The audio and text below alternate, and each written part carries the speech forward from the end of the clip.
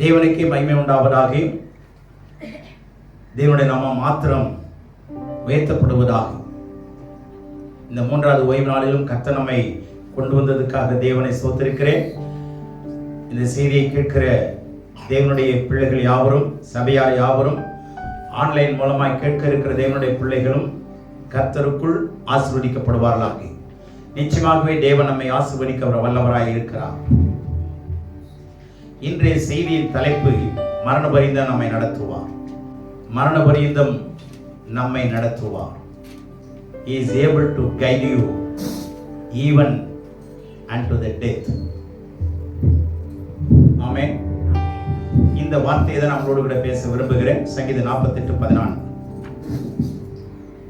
இந்த தேவன் என்றென்றைக்கும் உள்ள சதா காலங்களிலும் நம்முடைய தேவன் மரண பரியந்தம் நம்மை நடத்துவார். தேவன் என்றென்றைக்கும் உள்ள சதா காலங்களிலும் நம்முடைய தேவன் மரண பரியந்தம் நம்மை நடத்துவார். மரண பரியந்தம் நம்மை நடத்துவார். இந்த வார்த்தையை கொஞ்சம் ஆழமா கவனிங்க. அதற்கு முன்னதாக இந்த சங்கீதத்திலிருந்து இந்த வார்த்தையை எடுத்தபடினாலே இந்த சங்கீதத்தை குறித்து ஒரு முகவரையாக ஒரு சில குறிப்புகளை கொடுக்கிறேன், எழுதி கொள்ளுங்க. இந்த சங்கீதம் 5 முக்கியமான தலைப்புகளில் பிரிக்கப்பட்டிருக்கிறது. எத்தனை சங்கீதம்? 150 சங்கீதங்களும் 1 முதல் 150 சங்கீதங்களும் 5 முக்கியமான பிரிவாக பிரிக்கப்பட்டிருக்கிறது. முதல் பிரிவு 1 41 சங்கீதம் வரை, 42 72 சங்கீதம் வரை, 73 89 சங்கீதம் வரை, 90 106, 107 150 சங்கீதம் வரை, இப்படியாக 5 பிரிவுகளாக பிரிக்கப்பட்டிருக்கிறது. There are 5 major divisions. என்ன அப்படின்னா, இப்போ 1 41 சங்கீதம் வரை இந்த ஒவ்வொரு பகுதியும் ஒவ்வொரு புத்தகங்களாக சொல்லப்படுகிறது. எந்த புத்தகம்? பஞ்சாகமம். அப்போ 1 41 வரை ஆதியாகம புத்தகத்துக்கு இணையாக சொல்லப்பட்டிருக்கிறது. 42 72 வரை யாத்ராகமத்திற்கு இணையாக சொல்லப்பட்டிருக்கிறது. 73 89 வரை லேவியராகமத்திற்கு இணையாக சொல்லப்பட்டிருக்கிறது. 90 106 சங்கீதம் வரை எண்ணாகமத்திற்கு இணையாக சொல்லப்பட்டிருக்கிறது. 107 150 சங்கீதம் வரை உபாகமத்திற்கு இணையாக சொல்லப்பட்டிருக்கிறது. இப்படி வேத பண்டிதர்கள் இந்த சங்கீதங்களை பிரித்திருக்கிறார்கள். இதை பாடினவர்கள் ஏகப்பட்ட தேவனுடைய பிள்ளைகள். நமக்கு தெரியும், 73 சங்கீதம் நேரடியாக சொல்லப்பட்டிருக்கு தாவீதால். மீதி 2 சங்கீதம் பேரிடப்படாமல் இருக்கிறது, அதுவும் தாவீதால் எழுதப்பட்டிருக்கிறது என்று மத்தேயு சொல்லுகிறார். ஆக 75 சங்கீதம் வைத்துக் கொள்வோம். மீதி ஆசாப் எழுதின சங்கீதம், மோசே எழுதின சங்கீதம், இப்படி கோராகின் புத்திரர்கள் பாடின சங்கீதம், இப்படி பிரிக்கப்பட்டு எழுதப்பட்டிருக்கிறது. இதை நம்ம தலைப்பை பார்த்து புரிந்து கொள்ளலாம். ஆகவே இப்பொழுது வாசித்ததான வசனம் கோராகின் புத்திரருக்கு உபயோகிக்கப்பட்ட சங்கீத பாட்டு. இந்த வசனத்துல என்ன நாம் புரிந்து கொள்ள வேண்டும் என்கிற விஷயத்தை சொல்றேன். இந்த தேவன் அப்படின்னா மேல சொல்லப்பட்ட அத்தனை வசனங்களையும் படிச்சு புரிந்து கொள்ளுங்கள். இப்படிப்பட்ட தேவன் என்றென்றைக்கும் உள்ள சதா காலங்களிலும் நம்முடைய தேவன். அல்லேலூயா. மேலே சொல்லப்பட்ட இவ்வளவு அற்புதங்களை செய்த இந்த தேவன் என்றென்றைக்கும் உள்ள சதா காலங்களிலும் அவர் நம்முடைய தேவனாய் இருக்கிறார். அவர் என்ன செய்வார்? மரண பரியந்தம் நம்மை நடத்துவார். நல்ல கவனிங்க. இந்த மரண பரியந்தம்ங்கிற வார்த்தை எப்படி எழுதப்பட்டிருக்கிறது என்றால் சற்று வித்தியாசமாக எழுதப்பட்டிருக்கிறது. என்ன அப்படின்னா, இந்த ஒரு வார்த்தை எபிரேயத்தில் மித்து லாபென் அப்படின்னு எழுதப்பட்டிருக்கிறது. MUTHU முத்து, மியூட்னு அர்த்தம். மீட்டு லாபென். லாபென் அப்படின்னா பென்னா குமார். முட்னா MUT, முட்னா மரணம். குமாரனுடைய மரணத்திற்கு வரைக்கும், குமாரனுடைய மரணம் வரைக்கும், குமாரனுடைய மரணம் வரைக்கும். இப்ப புரிஞ்சதா? எது வரைக்கும் நடத்துவார்? சிலுவை வரைக்கும், குமாரனுடைய மரணம் வரைக்கும். அல்லேலூயா. To die for the son, the son ன்னு போட்டிருக்கு. For a son இல்ல, the son. அப்போ அவருடைய குமாரனுடைய மரணம் வரைக்கும் நம்மை நடத்துவார். அந்த வார்த்தை நேரடியாக இல்ல பாத்தீங்களா? மரண பரியந்தம் நம்மை நடத்துவார் என்ன அர்த்தம்? 3 வேளை சாப்பாடு கொடுத்து, துணிமணி எல்லாம் கொடுத்து, ஒரே இடம் கொடுத்து, நம்ம சொல்ற மாதிரி சோக்கா, சந்தோஷமா, மகிழ்ச்சியா, கடைசி வரைக்கும் எந்த ஒரு சோதனை இல்லாம, எந்த ஒரு சாதனை இல்லாம, அப்படி போக்கும் வரத்து பாதுகாத்து, பராமரித்து, ஆதரித்து, அலங்கரிச்சு, அப்படி சும்மா ஜாலியா ஆண்டவர் அப்படி மரணம் வரைக்கும் கொண்டு போய் கடைசியில மூச்சை அமைக்கி சாக வச்சு பரலோகத்துக்கு கொண்டு போயிடுவாருன்னு நினைக்க கூடாது. எப்பொழுதுமே கிறிஸ்துவ மார்க்கம் உபத்திரவத்தின் வழியாக போகிற மார்க்கம். ஆதிகாலம் முதல் 1ஆம் நூற்றாண்டு வரை இன்றைய வரைக்கும் உபத்திரவம் இல்லாமல் பரிசுத்தமாக்கப்பட்ட எந்த ஒரு பரிசுத்தமானையும் பார்க்க முடியாது. ஆண்டவர் இயேசு இந்த உலகத்தில் வந்தார், நன்மைகளை செய்கிறவராய் சுற்றி திரிந்தார். ஆனால் பாடுபட்டு மரித்து உயிர்த்தெழுந்தார். ஜனங்களுக்காக அவர் சாப்பிட நேரம் இல்லாமல் இருந்தது, தலை சாய்க்க நேரம் இல்லாமல் இருந்தது, உறங்க நேரம் இல்லை. மாம்சத்தில் இருந்த நாட்களிலே கிராமங்கள் தோறும் பட்டணங்கள் தோறும் நன்மை செய்கிறவராக அவர் சுற்றி திரிந்து கொண்டே இருந்தார். ராம் முழுவதும் பிதாவினிடத்தில் பரிந்து பேசிக் கொண்டிருந்தார். பகல் முழுவதும் அவர் ஜனங்களுக்கு ஊழியம் செய்து கொண்டிருந்தார். மாற்றி சொல்கிறேன், ராத்திரியிலே பிதாவுக்கு ஊழியம் செய்தார், பகலிலே ஜனங்களுக்கு ஊழியம் செய்தார். அவர் ஒரு நாளும் வேலை இல்லாம போர் அடித்து கலைத்து போனவராய் எங்குமே படுக்கவே இல்லை. கடைசி மூச்சு வரைக்கும் உபத்திரவங்கள் வழியாக உருவ நடந்து, உபத்திரவங்கள் வழியாக உருவ நடந்து அவர் தன்னையே அர்ப்பணித்து சிலுவையிலே மரித்தார். பாடுபட்டு மரித்தார். பாடுபடுத்தி மரிக்கல. நிறைய ஜனங்கள் பாடுபடுத்தி மரிக்கிறார், பாடுபடுத்துறாங்க, கஷ்டப்படுத்துறாங்க, உபத்திரவப்படுத்துறாங்க. அநேகர் உபத்திரவமாய் இருக்கிறார்கள், மற்றவர்களுக்கு உபத்திரவமாய் விளங்குகிறார்கள், மற்றவர்களை மிரட்டுகிறார்கள். இப்படி எல்லாம் உலகத்தில் இருக்கா இல்லையா? ஆனா ஆண்டவர் அப்படி செய்தாரா? யாராவது மிரட்டினாரா? யாராவது மிரட்டினாரு? சொல்லுங்க. அவர் சிலுவையிலே மரண பரியந்தம் தன்னைத்தான் வெறுத்து அடிமை ரூபம் எடுத்து மனுஷ சாயலானார். அடிமை ரூபம் எடுத்து என்ன ஆனார்? மனுஷ சாயலானார். நல்ல கவனிச்சு, மரண பரியந்தம், அதாவது சிலுவையின் மரண பரியந்தம். அந்த வார்த்தைக்கு அடுத்த டெஃபினிஷன் கொடுக்கிறார். இயேசு எதுவரைக்கும் கீழ்ப்படிந்தார்னா மரண பரியந்தம் சொல்லிட்டு அடுத்தது என்ன சொல்றாரு? சிலுவையின் மரண பரியந்தம், கடைசி மூச்சு வரைக்கும். ஆமென். என்ன மூச்சு வரைக்கும்? ஆமா. அவர் தன்னைத்தான் வெறுத்து அடிமையின் ரூபம் எடுத்து மனுஷ சாயலானார். ஆகவே நீங்க ஆரம்ப நாட்கள் இருந்து பாருங்க, மரண பரியந்தம் வரைக்கும் போகாத எந்த ஒரு பரிசுத்தவானையும் பாருங்க. நாம் இப்படி சொல்றேன், இப்ப வேதம் சொல்லுகிறது ஆண்டவர் இயேசு கிறிஸ்துவினுடைய மரணம் வரைக்கும் நம்மை நடத்துவார். சரியா? சிலுவை வரைக்கும் நம்மை நடத்துவார். சிலுவைக்குள்ள ஒரு மனுஷன் உள்ள வந்துட்டான்னா நிச்சயமா நித்திய ஜீவன் அடையாம போகவே முடியாது. சிலுவையின் வழியாக ஒரு மனுஷன் பிரவேசித்தான். ஆதியாகமம் 1ஆம் அதிகாரம் 1ஆம் வசனத்தினுடைய முதல் வார்த்தையே சிலுவைன்னு தாங்க இருக்கு. நமக்கு என்ன ஆரம்பிக்குது?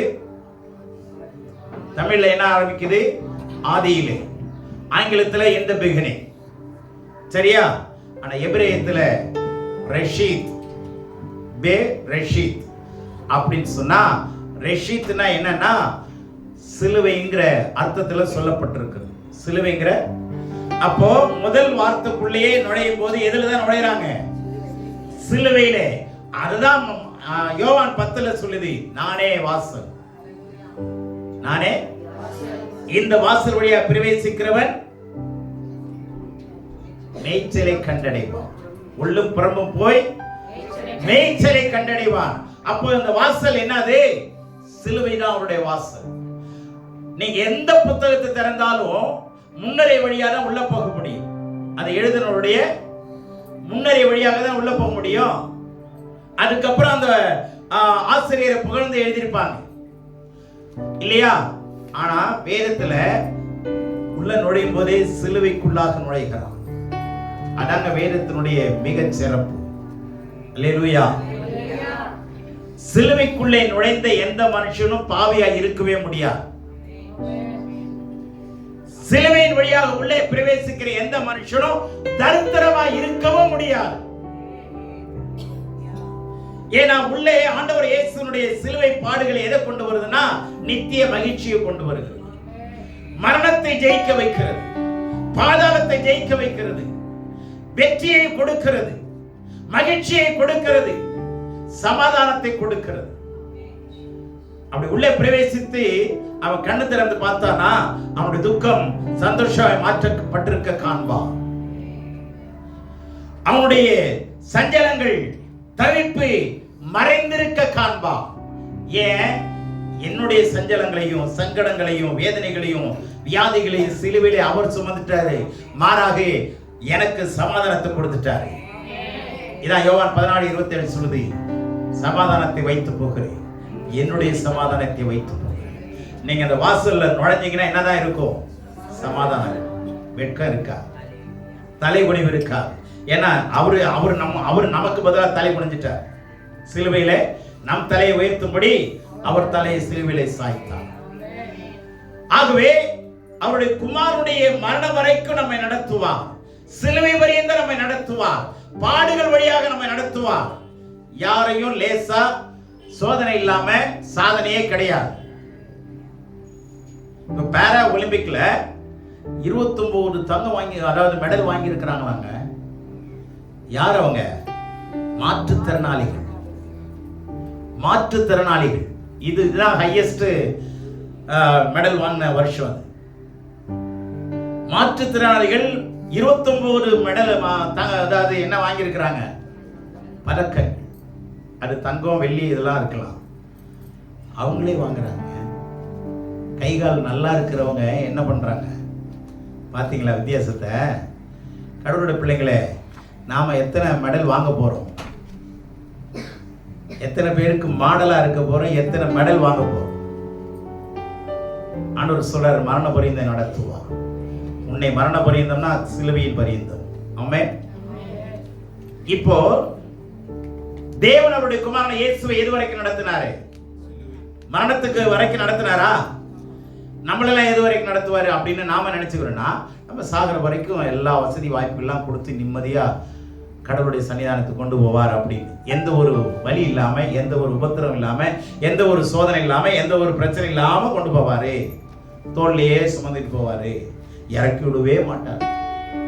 அப்படியா? இப்ப தானியேல் 3:17-18 படிங்க, சுருக்கமா சொல்றேன்.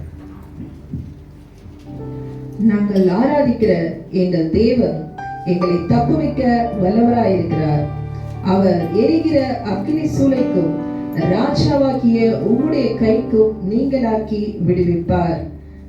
விடுவிக்காமற் போனாலும் நாங்கள் உம்முடைய தேவர்களுக்கு ஆராதனை செய்வதும் இல்லை, நீர் நிறுத்தின பொற்சிலையை பணிந்து கொள்வதும் இல்லை என்கிற ராஜாவாகிய உமக்கு தெரிந்திருக்க கடவது என்றார்கள். இது சர்வாதிகாரியாகிய நேபுகாத்நேச்சாருக்கு முன்பதாக சொல்லப்பட்ட மிக தைரியமான ஒரு ஸ்டேட்மெண்ட். எந்த ஒரு சர்வாதிகாரிக்கு முன்னாடி இப்படி பதில் சொல்லக்கூடாது. ஆனால் இந்த 3 பேர் யாரு? அனனியா, அசாரியா, மீசாயேல். இந்த 3 பேரும் அவன் இந்த பேரை எடுத்துட்டு 3 பேரை மாத்தி வச்சுட்டான். பேரை ஷாத்ராக், மேஷாக், ஆபத்நேகோன்னு அவன் பேரை. இந்த 3 பேர் இந்த பேரு என்னன்னா அவன் கும்பிடுற தெய்வத்தினுடைய பேரு. ஆனா ஒரிஜினல் பேர் என்ன? அனனியா, அசாரியா, மீசாயேல். இந்த பேரை எடுத்துட்டு அவன் பேரை வச்சுட்டான். அவன் கும்பிடுற தெய்வத்தினுடைய பேரை வச்சுதான் கூப்பிடுறாங்க. ஆனா இவங்களுக்கு ஒரு சோதனை வந்துருச்சு. ராஜா நிறுத்தின சிலையை என்ன பண்ணணும்? வணங்கணும். அப்படி வணங்கலன்னா என்ன பண்ணணும்? தூக்கி அக்கினி சூளையிலே எரியப்படுவார்கள். இதான் ராஜாவுடைய ஸ்டேட்மெண்ட். கடினமான உத்தரவு, கொடுமையான உத்தரவு. நான் நிறுத்தின சிலையை என்ன பண்ணணும்? தேசத்தின் குடிகள் வணங்கணும். தேசத்தின் குடிகள் வணங்கணும். இதுதான் அவர்களுக்கு முன்பாக வைக்கப்பட்ட கடுமையான சட்டம். இந்த சூழ்நிலையில பார்க்கறாங்க, இந்த 3 பேரும் கும்பிடவே இல்லை. என்னாச்சு அப்படின்னு சொல்லி கோர்ட்ல கொண்டாந்து நிறுத்துறாங்க. கோர்ட்யார்ட்ல, ராஜாவே, உங்களுக்கு இது தெரிந்திருக்க கடவுள். எப்படி அழகான ஒரு விஷயத்தை தைரியமா சொல்றாங்க. என்ன தெரியுமா? நாங்கள் உங்களுடைய தேவர்களை என்ன செய்வதில்லை? ஆராதிப்பது இல்லை. சொல்லிட்டு சொல்றான், நாங்கள் ஆராதிக்கும் எங்கள் தேவன் எங்களை தப்புவிக்க வல்லவராக இருக்கிறார். He is able to deliver us out of your hand and the burning fiery furnace. எரிகிற இந்த அக்கினி சூளைக்கும் ராஜாவுடைய கைக்கும் எங்களை தப்புவிக்க அவர் வல்லவராக இருக்கிறார். இந்த 3 பேரும் எது வரைக்கும் நடத்தப்படுகிறார்கள்? மரண பரியந்தம். தேவனுடைய பிள்ளைகளே, சோதனை இல்லாம ஒரு பெரிய வெற்றி கிடையாது. ஒவ்வொரு சோதனைக்கு பின்னாடி தான் என்ன இருக்கு? வெற்றி இருக்கு. அல்லேலூயா. ஆபிரகாமுக்கு ஒரு பெரிய சோதனை. ஆதியாகமம் 22:1 சொல்லுது, கர்த்தர் ஆபிரகாமை சோதித்தார். God proved Abraham. ஆர்டினரி சாதாரண வெர்ஷன் இங்கிலீஷ்ல God tested Abraham இருக்கு. God tempted Abraham இருக்கு. தேவன் ஆபிரகாமை சோதித்தார். எதுக்கு? நிரூபிக்கிறது. சோதனை காலம் இருந்தா தானே நிரூபிக்க முடியும். சோதனை காலம் இருந்தா தானே நிரூபிக்க முடியும். ஒரு ஓடுகிற ட்ராக் இருந்தா தானே ஓடி ஜெயிச்சான்னு சொல்ல முடியும்.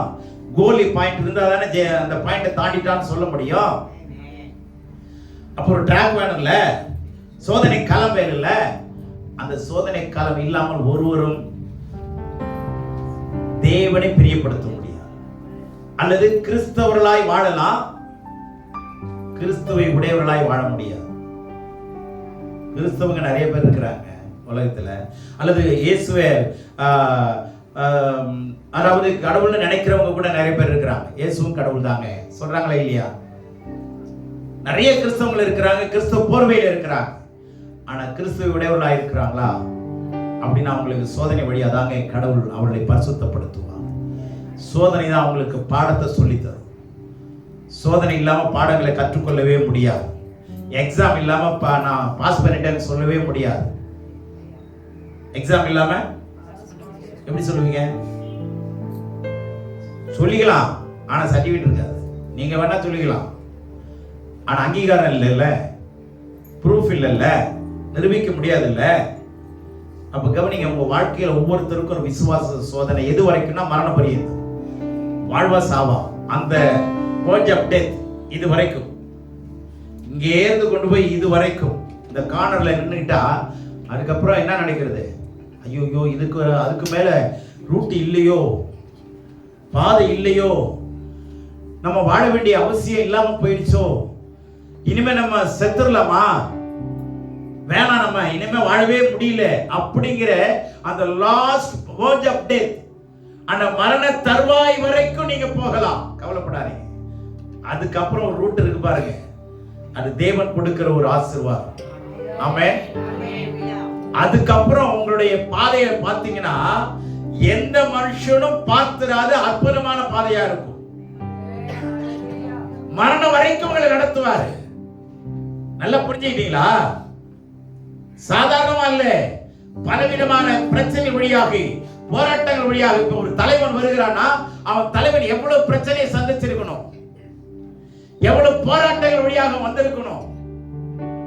எந்த ஒரு மனுஷனும் போராட்ட களம் இல்லாம தலைவனாய் வரவே முடியாது. அது மாதிரி ஆபிரகாம் எடுத்துங்க, அவனுக்கு என்ன சோதனை? ஆண்டவர் சொல்லிட்டாரு, குமாரனை என்ன பண்ண, ஒரே குமாரனை என்ன பண்ண கொண்டு போனானா? அந்த சிச்சுவேஷன்ல, அந்த கான்டெக்ட்ல பாத்தீங்கன்னா ஆபிரகாம் எந்த நிலைமையில நின்று இருக்கணும்? ஆண்டவரே, எனக்கு ஒரே பையனை தான் கொடுத்தீங்க, அந்த குழந்தையை நீங்க என்ன பண்ண சொல்றீங்க? பலியிட சொல்றீங்களே. சோதனைக்கால வந்துச்சா?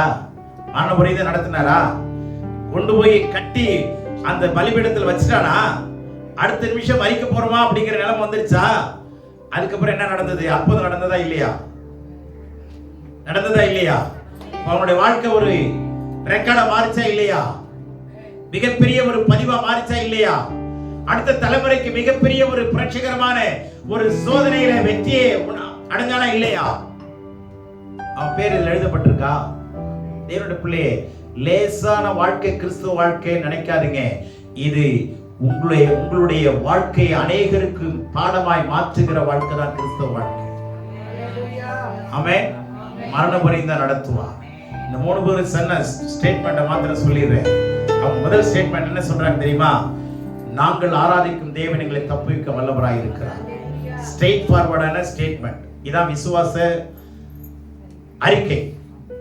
எங்கள் தேவன், எல்லாரும் சொல்லுங்க, நாங்கள் ஆராதிக்கும் எங்கள் தேவன் எங்களை தப்புவிக்க வல்லவராய் இருக்கிறார்.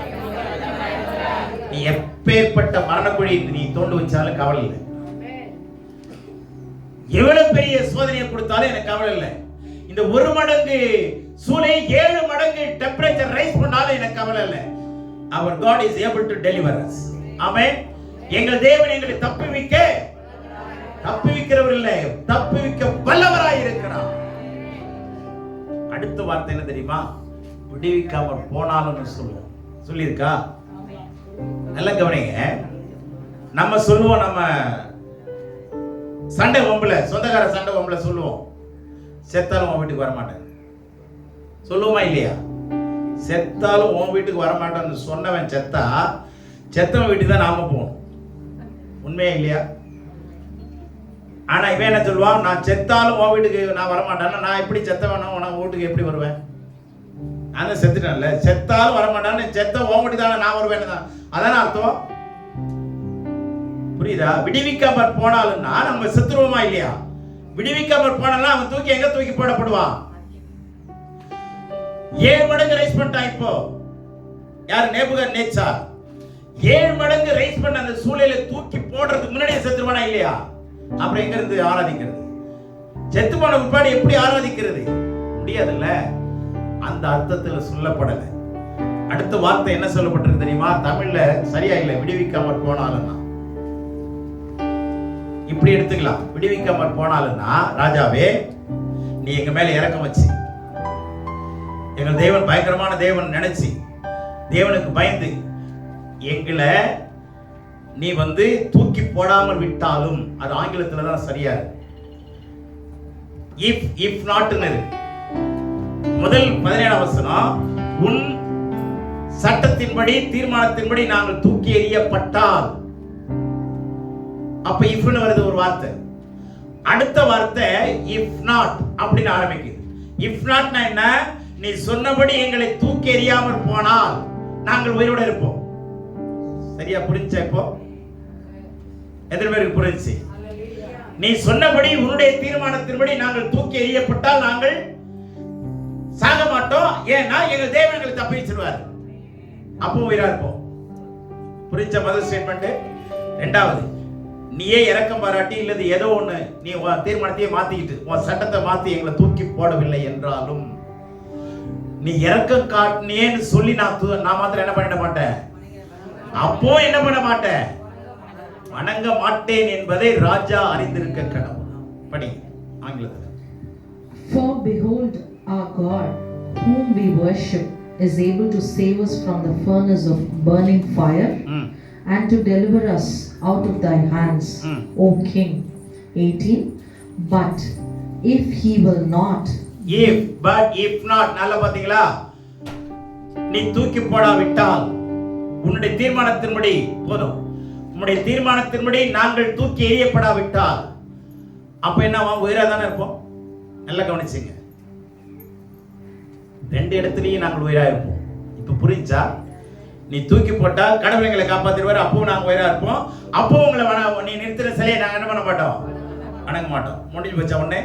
ரெண்டாவது, நீ தீர்மானத்தின்படி உன்னை தீர்மானத்தையே மாத்திட்டு, உன்னுடைய திட்டத்தை மாத்திட்டு, உன் சட்டத்தை மாத்திட்டு, ஒருவேளை எங்க மேல இறக்கப்பட்டு, அல்லது ஒருவேளை எங்கள் தேவனை பார்த்து பயந்து, பயங்கரமான தேவன் நினைச்சு பயந்து நீ சொன்னபடி எங்களை தூக்கி எறியாவிட்டால் அப்போ நாங்க உயிரா இருப்போம். அப்போ நினைக்காத, நான் உங்க தெய்வத்தை வணங்கிடுவேன். இதெல்லாம் கை தட்டுங்க. நான் சொல்லி தரதுல அர்த்தமே எவ்வளவு பெரிய ஸ்டேட்மெண்ட் தெரியுங்களா? இது தமிழ்ல ரொம்ப சாதாரணமா விடுவித்தாலும் விடுவிக்காம போனாலும், விடுவிக்காம போனாதான் சட்னி ஆயிடுவாங்க, இட்லி சட்னி ஆயிடுவாங்க தூக்கி எறியறதுக்கு முன்னாடி. ஏன்னா ரோம போர்ச்சவர்கள் அங்க தூக்கி நேபுகாத்நேச்சாருடைய பிரதான போர்ச்சவன் தூக்கி எரியும் போது என்ன ஆயிடுச்சு, தூக்கி போன செத்து போயிட்டான். அப்படின்னா எவ்வளவு பெரிய அனல் இருந்திருக்கும் பாருங்க. ஆனா தூக்கி போடப்பட்டார்கள். நான்காவது ஆளு அக்கினியில உலாவுறாரு. அவன் பார்த்தான், 3 பேரோட தான் தூக்கி போட, 4 பேர் எப்படிடா வந்தான், கெதிகளைக்கு போயிட்டான். அல்லேலூயா. அவர்தான் உன்னதமான தேவனுடைய தேவனுடைய பிள்ளை. எந்த ஒரு விசுவாசியும் உபத்திரம் இல்லாம உருவாக முடியாது. உபத்திரம் இல்லாம உருவாக முடியாது, உருவாக்கப்பட முடியாது. பாடுகள் இல்லாம பரமனுடைய அன்பை ருசிக்க முடியாது. மரண பரியந்தம் உங்களை விசுவாசத்துல நடத்துவார். அடுத்த நிமிஷம் என்னன்னு தெரியாது உங்களுக்கு. அப்ப நீங்க கடவுளை சார்ந்திருக்கும். அவர் அப்ப பாருங்க, உங்களுடைய கோணான வழிகள் நேராக்கப்பட்டிருப்பதை காண்பீர்கள். உங்கள் பள்ளங்கள் எல்லாம் மூடப்பட்டிருக்க காண்பீர்கள். உங்கள் துக்கம் எல்லாம் சந்தோஷம் மாற்றப்பட்டிருக்க காண்பீர்கள். உங்களுடைய கரண முரடுகள் எல்லாம் சமமாக்கப்பட்டிருக்க காண்பீர்கள். உங்கள் இருளெல்லாம் வெளிச்சமாய் மாற்றப்பட்டிருக்க காண்பீர்கள். உங்கள் வெட்கம் கெட்டத்தனையான பலனால் மாற்றப்பட்டிருக்க காண்பீர்கள். அப்படிப்பட்ட தேவன் தான் நீங்களும் நானும் ஆராதிக்கிறது. மரண பரியந்தம் நம்மை நடத்துவார்.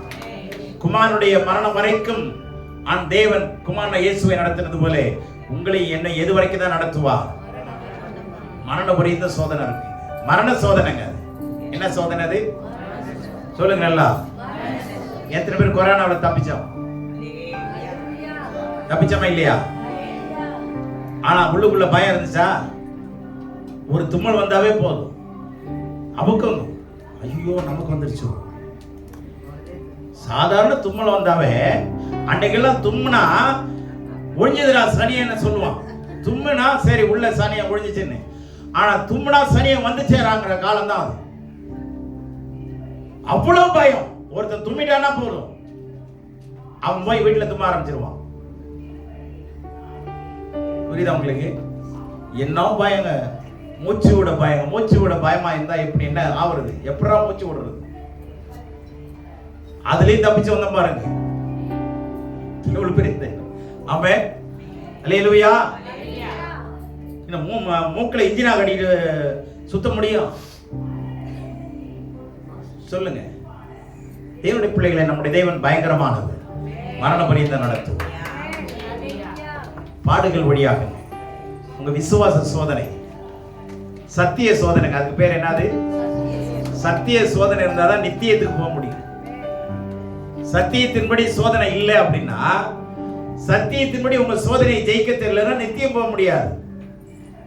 நித்தியம் போகணும்னா பத்தியம் வேணும். சொல்லுங்க, நித்தியம் வேணும்னா பத்தியம் வேணும். அந்த நித்தியத்துக்கு பத்தியம் எதிரானா சத்தியம் தான் பத்தியம். சத்தியம் தான் பத்தியம். இந்த சத்தியம் தெரியலன்னா பைத்தியம் தான். சிலுவை பற்றிய உபதேசம் கெட்டு போவர்களுக்கு பைத்தியமா இருக்கிறது, ஆனா நமக்கோ பத்தியமா இருக்கிறது. அதுதான் பத்தியம் தான் பலன். தேவ பலன் is a power of God. நான் இதை செய்யக்கூடாது, பத்தியம் சாப்பிடக்கூடாதுன்னு சொல்லியிருக்காரு டாக்டர். சிகரெட் அடிக்க கூடாதுன்னு சொல்லியிருக்கிறார். ஒரு தடவை அடிச்சு பாக்குறேன். பத்தியத்தை கலைச்சா என்ன ஆகும்? பைத்தியம் முடிச்சிடும். அவ்வளவுதான். அத்தோட வாழ்வா சாவான்னு நம்மளே தேடிக்க வேண்டியதுதான். தேவனுடைய பிள்ளைகள் நல்லா கவனிங்க. தேவன் நமக்கு சத்தியத்தை கொடுத்து இருக்கிறார். அதன் வழியாக பத்தியத்தை நீங்க என்ன பண்ணணும்? கையாளுங்க. பத்தியத்தை அபியாசப்படுத்து. டெய்லி பத்தியத்தை பிடிச்சுங்க. இது சாப்பிடாதானே சாப்பிடாதீங்க, செய்யாதீங்கன்னா செய்யாதீங்க. புரியுதா உங்களுக்கு? இப்போ நாட்டு மருந்து கொடுத்தா என்ன சொல்றாங்க? பத்தியமா இருக்கு. அதனால நமக்கு தெய்வீக மருந்து கொடுத்திருக்கிறார். இதுல என்ன மருந்து இருக்கு? அதுக்கு பத்தியம் வேணும். அந்த பத்தியத்தை சத்தியம் தான் நமக்கு கொடுக்குது. இந்த பத்தியத்தையும் சத்தியத்தையும் கேட்டீங்கன்னா நித்தியத்துக்கு போயிடலாம். எத்தனை பேருக்கு சந்தோஷமா இருக்கு? ஆக இந்த பத்தியம் தான் சத்திய சோதனை. எப்படி பிரியாணி சாப்பிடாம எல்லாரும் தின்றாங்க, வருவாங்க. நம்மளை மாத்திரம் டாக்டர் சாப்பிடக்கூடாதுன்றார். நான் வயிறு எறி தெரியுமா?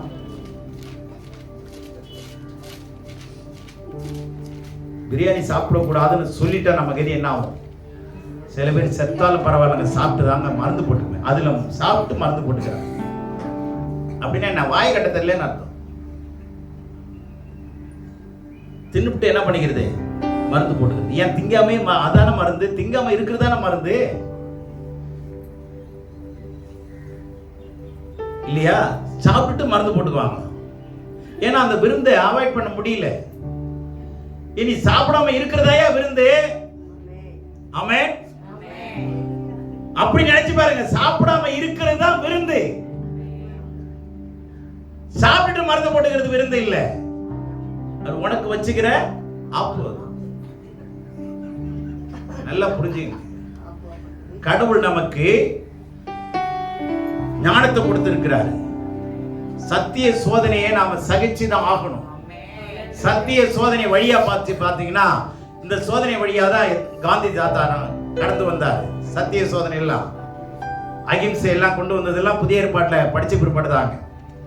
சுதந்திரம் கிடைச்சா? ஆனா இதுல நீங்க பாடுபட்டு இந்த பத்தியத்தை கையாண்டீங்கன்னா நிச்சயமா உங்களுடைய ஆன்மாவுக்கும் சுதந்திரம் கிடைச்சிடும். இந்த உலகத்திலிருந்து சுதந்திரம் அழகா கிடைக்கும். பாவத்திலிருந்து சுதந்திரம் கிடைக்கும். உங்களை சிக்க வைத்திருக்கிற சிறையிருப்பிலிருந்து விடுதலையாக்கப்படுவீர்கள். உங்களுடைய பாண்டேஜிலிருந்து நீங்க விடுதலையாக்கப்படுவீர்கள். கடவுள் தாமே நம்மை ஆசீர்வதிப்பாராக. ஆமென்.